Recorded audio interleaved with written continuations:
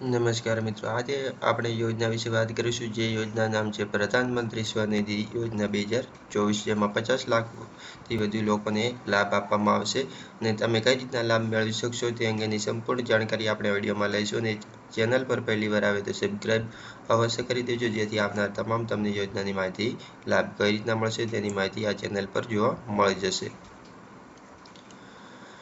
સૌપ્રથમ વાત કરીએ પ્રધાનમંત્રી સ્વનિધિ યોજના મળતી લોન, જેમાં 50,000 રૂપિયા સુધી તમને લોન મેળવી શકશો. અને જેમાં પ્રધાનમંત્રી સ્વનિધિ યોજના હેઠળ લાભાર્થી સસ્તા વ્યાજ દરે 50,000 રૂપિયાની લોન આપવામાં આવશે અને વ્યાજ સબસિડીનો લાભ પણ આપવામાં આવે છે. અને જો કોઈ અરજદાર સમય પહેલાં આ યોજના લીધેલી લોનની ચૂકવણી કરે તો 7% સુધી વ્યાજ સબસિડી પણ આપવામાં આવે છે અને તેને કોઈ પણ દંડ ચૂકવવાનું પડતું નથી. કોને મળશે પ્રધાનમંત્રી સ્વનિધિ યોજનાનો લાભ, જેમાં 50,000 રૂપિયા સુધી તમે કઈ રીતના મેળવી શકો છો?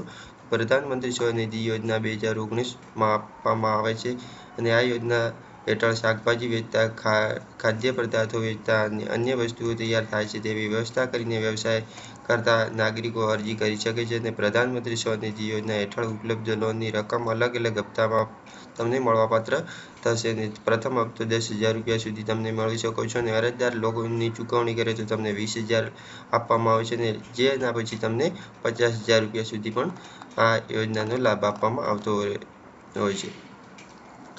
મળતા લાભમાં વાત કરીએ તો પ્રધાનમંત્રી સ્વનિધિ યોજના હેઠળ સરકાર તેમને વ્યવસાયને આગળ વધારવા માટે સેટિંગ કરતા શહેરી વિક્રેતાઓ લોન આપતા હોય છે. અને આ યોજના હેઠળ પ્રથમ હપ્તો 10,000 રૂપિયા, મહત્તમ રૂપિયા 50,000 સુધી મેળવી શકો છો અને તેના પર તમને સબસિડી પણ વ્યાજ પર મળવાપાત્ર થશે. અને તે નાના ઉદ્યોગો માટે પ્રોત્સાહન આપવા માટે આ યોજનાનો લાભ આપવામાં આવતો હોય છે. એમાં જરૂરી દસ્તાવેજોમાં શું ડોક્યુમેન્ટ જરૂર પડશે તો Aadhaar card, PAN card, bank account, આવકનું પ્રમાણપત્ર, રહેઠાણનો પુરાવો અને અન્ય જરૂરી પુરાવા તમારી પાસે હોવા જોઈએ.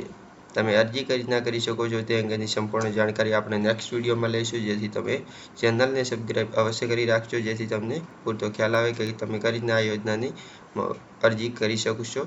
જે આપણે નેક્સ્ટ વિડીયોમાં વેબસાઇટ મારફતે આપણે અરજી ફોર્મ કઈ રીતના તમે ડાઉનલોડ કરી શકો છો તે અંગેની સંપૂર્ણ જાણકારી લઈશું. તો બસ મિત્રો, આ વિડીયોમાં આટલું જ. ધન્યવાદ.